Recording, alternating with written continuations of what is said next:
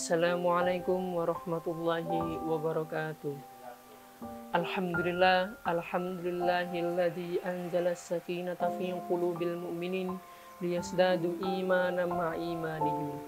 Asyhadu an la ilaha illallah wahdahu la syarikalah wa asyhadu anna Muhammadan abduhu wa rasuluh la nabiyya wa rasulah ba'da. Syukur alhamdulillah kita ucapkan kepada Allah Subhanahu wa Ta'ala yang masih berkenan melimpahkan nikmatnya berupa ISIS, yaitu nikmat iman, nikmat sehat, nikmat Islam, dan nikmat kesempatan,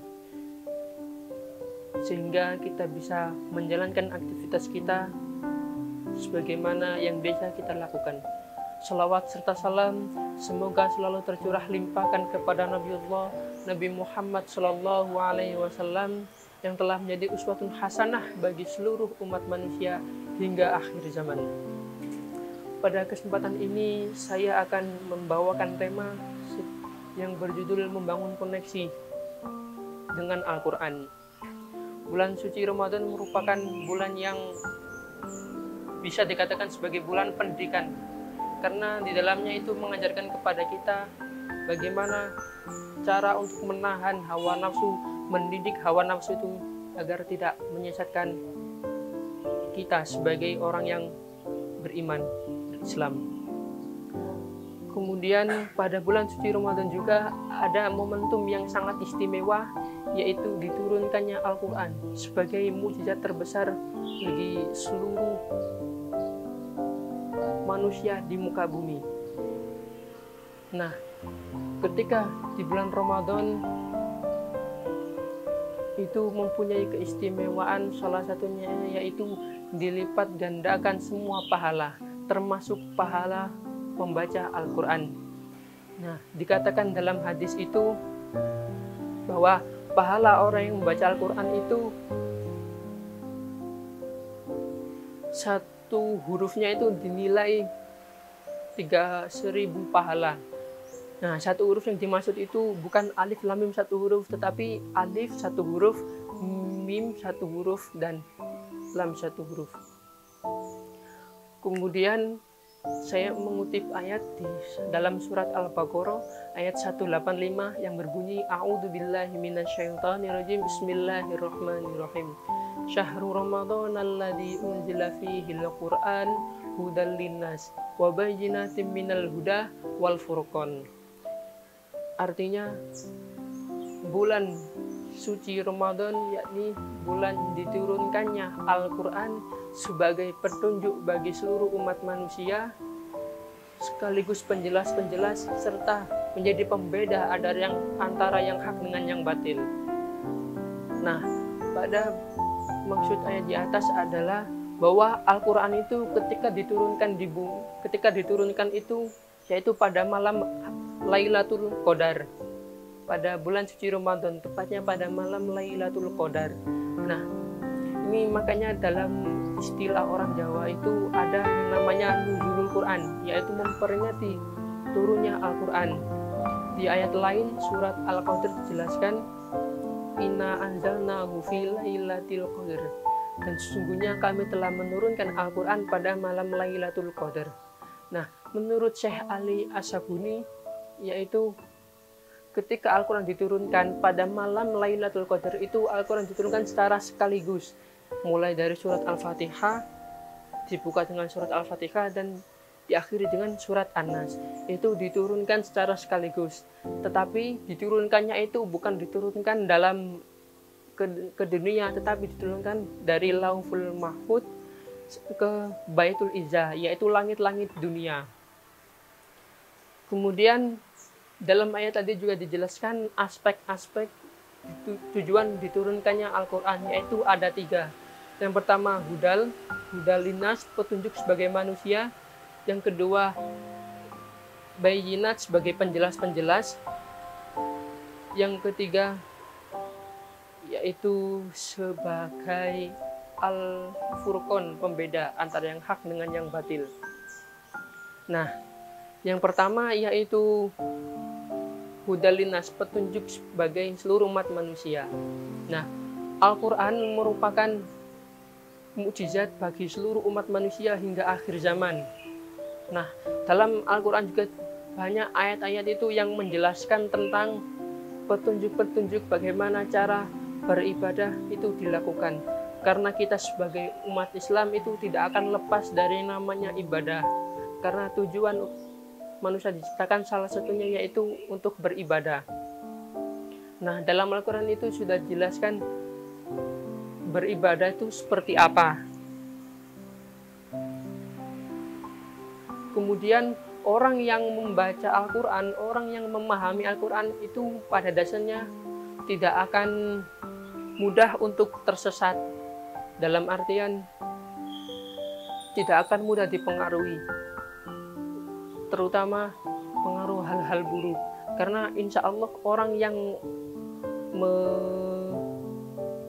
mengamalkan Al-Quran, menjadikan Al-Quran sebagai pedomannya, maka bisa dijamin bahwa dia dalam keadaan jalan yang lurus, yaitu Shiratal Mustaqim.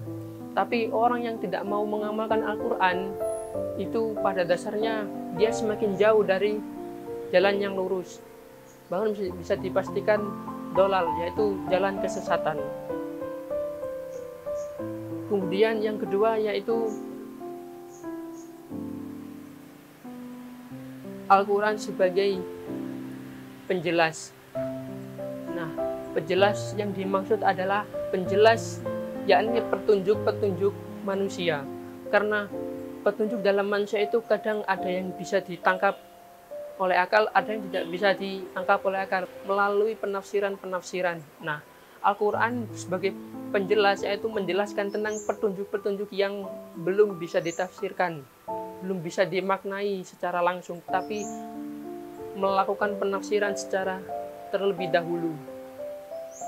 Tentunya itu adalah Islam, agama yang lurus. Nah, apa buktinya?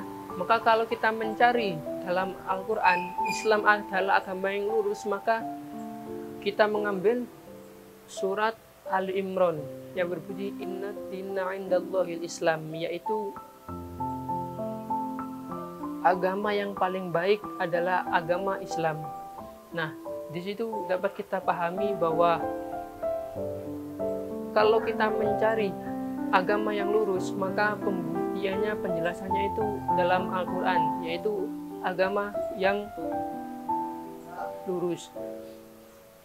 Kemudian di ayat lain,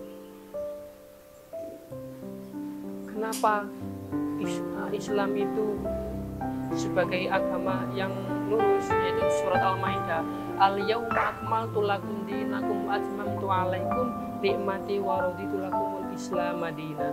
Dan sungguh pada hari ini telah aku sempurnakan nikmat kepadamu dan aku ridhoi Islam sebagai agamaku. Maka di situ dapat kita simpulkan bahwa kalau kita ditanya kenapa kita beragama Islam, maka Islam merupakan agama yang baik, agama yang telah sempurna, yang telah diridhoi oleh Allah Subhanahu wa taala.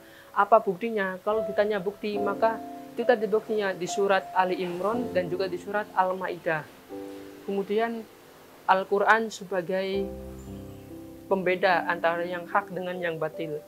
Nah, pembeda antara yang hak dengan yang batil ini pasti sudah umum bagi kita sebagai orang Islam, yang mana di dunia ini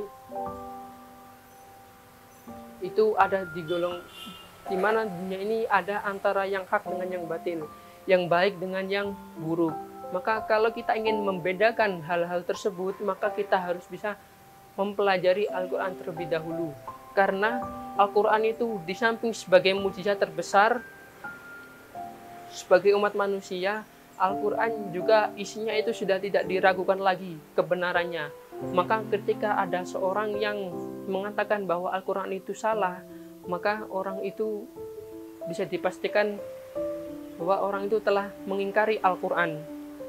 Ayat-ayat yang terkandung dalam Al-Quran itu tidak akan dicampur antara ayat itu yang menjelaskan tentang kesalahan dan ayat yang menjelaskan tentang kebenaran atau kejujuran. Nah, di situ kita bisa melihat bahwa ayat yang tergolong tentang kejahatan atau keburukan, kebatilan itu ayatnya itu ada sendiri yang itu menjelaskan tentang keburukan-keburukan, dan ayat yang menjelaskan tentang kebaikan itu tergolong sendiri ayat yang menjelaskan tentang kebaikan-kebaikan. Jadi tidak bisa disamaratakan semua. Nah, jadi tadi sudah saya sampaikan bahwa orang yang mengikuti Al-Quran, menjadikan Al-Quran sebagai pedomannya, maka dia pasti bisa membedakan antara yang hak dengan yang batil. Orang yang menjadikan Al-Quran sebagai pedomannya, sebagai tujuan utamanya dalam kehidupan bermasyarakat, maka pasti sudah bisa membedakan antara yang hak dengan yang batil. Karena kedua perkara yang hak dengan yang batil ini sudah pasti sangat berbeda. Mungkin itu saja penjelasan dari saya. Kurang lebihnya saya mohon maaf. Nun walaqallami wa mayaskurun. Assalamualaikum warahmatullahi wabarakatuh.